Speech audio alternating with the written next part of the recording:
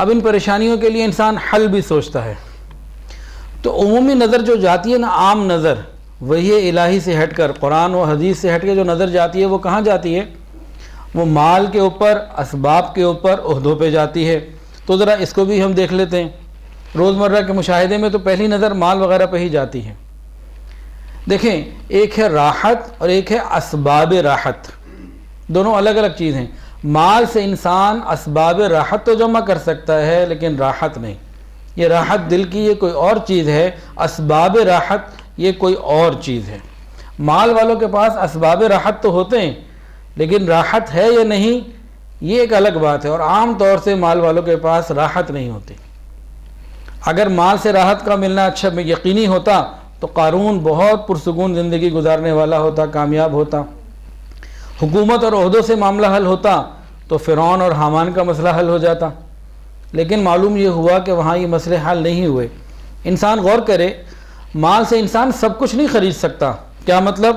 مال سے انسان اینک تو خرید سکتا ہے لیکن بینائی نہیں، مال سے انسان کتابیں تو خرید سکتا ہے لیکن علم نہیں، مال سے انسان دوائیاں تو خرید سکتا ہے لیکن صحت نہیں، مال سے انسان اچھے بستر تو خرید سکتا ہے لیکن میٹھی نیند نہیں، مال سے انسان خوش آمدی لوگ تو جمع کر سکتا ہے لیکن محبت کرنے والے نہیں۔ اور آپ نے دیکھا بھی ہوگا، سنا بھی ہوگا کہ صبح تخت پر ہوتے ہیں، شام کو تختے پر ہوتے ہیں، صبح صدر ہوتے ہیں، شام کو ملک بدر ہوتے ہیں، صبح جو ہیں وہ وزیر ہوتے ہیں اور شام کو اسیر ہوتے ہیں۔ تو مال سے مسئلے حل نہیں ہوتے، ہر کام مال سے نہیں بنتا۔ تو پھر کہاں سے بنتا ہے؟ اس نقطے کو سمجھنے کی ضرورت ہے۔ یہ پوائنٹ اگر سمجھ میں آ جائے ہمارے مسئلے حل ہو جائیں گے۔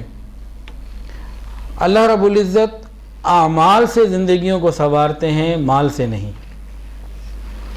مال سے کام نہیں بنتا، کام اعمال سے بنتا ہے۔ یہ پوائنٹ اگر سمجھ میں آ جائے تو زندگی کے معاملات حل ہو جاتے ہیں۔ اگر ہم دنیا کے دولت مندوں پہ بھی ایک غور کریں، جس کے پاس جتنی دولت زیادہ ہے اتنا ہی وہ پریشان بھی ہے۔ ہم ان کو بڑے لوگ کہتے ہیں، یہ بڑے لوگ نہیں ہوتے، یہ بڑے بوجھ والے لوگ ہوتے ہیں، ان کے بوجھ بڑے ہوتے ہیں۔ ایک سچی بات بتاؤں، غریب آدمی نا اپنا غم کسی کو کہہ بھی سکتا ہے،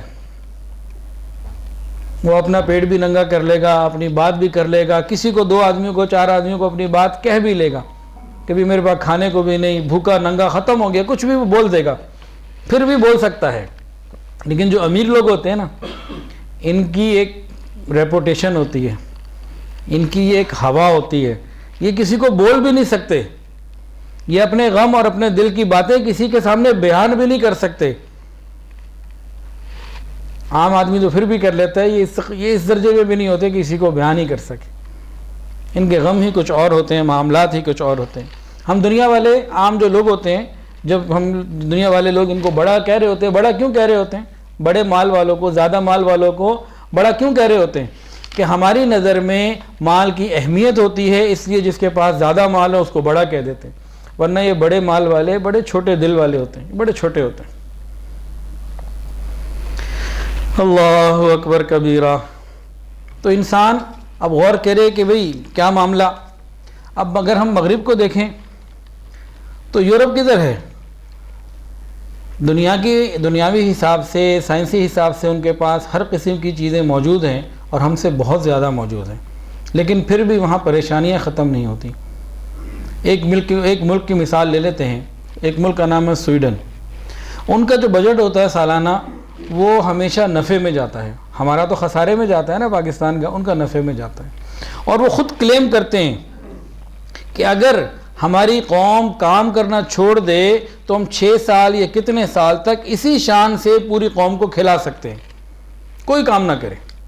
اور وہاں کیا ہے، جو بے روزگار ہوتا ہے اس کو ہر مہینے گورنمنٹ الاؤنس دیتی ہے، پیسے ملتے ہیں۔ جس کے پاس گھر نہیں ہوتا، سوشل سیکیورٹی والے اس کو گھر فراہم کرتے ہیں، اور انسان بیمار ہو جائے تو فری علاج ہوتا ہے پورے ملک میں۔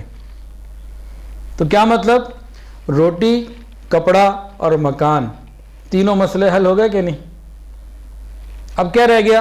اب پیچھے خواہشات رہ گئیں، جذبات رہ گئے۔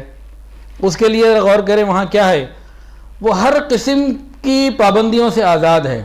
کون کس کے ساتھ رہتا ہے، کب رہتا ہے، کیوں رہتا ہے، کسی قسم کی کوئی پابندی وہاں نہیں۔ ولدیت کا خانہ بھی وہاں ختم ہو چکا. تو اگر ہم دنیاوی نظر سے سوچیں تو سویڈن والوں کو اس وقت پوری دنیا کا سب سے زیادہ خوشحال اور خوش ملک ہونا چاہیے. مطلب دلی طور پر، ذہنی طور پر مطمئن اور خوشحال ہونا چاہیے، خوش ہونا چاہیے تھا ان کو. لیکن حیرت کی بات یہ ہے کہ پوری دنیا میں سب سے زیادہ یا بہت زیادہ ریشو خودکشی کی سویڈن کے اندر ہے. ایک رپورٹ کے مطابق سب سے زیادہ خودکشیاں وہاں ہوتی. طلاق وہ تو اب کوئی مسئلہ ہی نہیں رہا، تقریباً 100% کے قریب 90% سے زیادہ ریشو چلی گئی ہے. ڈپریشن کی دوائیں بھی، اور یہ سارا کچھ چل رہا ہے. اتنی ساری ضروریات اور خواہشات پوری ہونے کے باوجود بھی کہیں نہ کہیں کوئی معاملہ ہے. یہاں ان لوگوں کا لنک مس ہوتا ہے. یہ ہمیں پڑھاتے ہیں، لنک ان کا اپنا مس ہے اللہ رب العزت سے. اس پوائنٹ کو سمجھنے کی ضرورت ہے.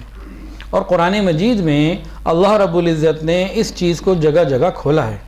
بہت ساری قوموں کی اللہ رب العزت نے مثالیں بیان فرمائیں. وہ ایک دو ذکر انشاءاللہ بھی کر لیتے ہیں.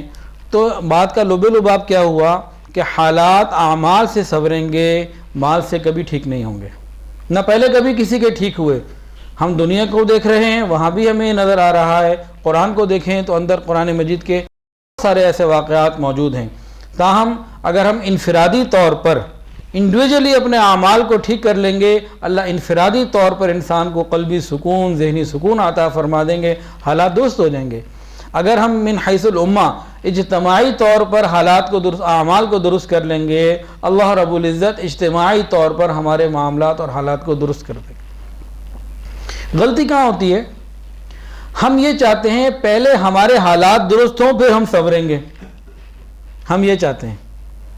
کسی سے پوچھا کہ بھئی آپ نماز کے لیے نہیں آتے، بس رہے کاروباری پریشانی ذرا دور ہو جائے پھر آؤں گا.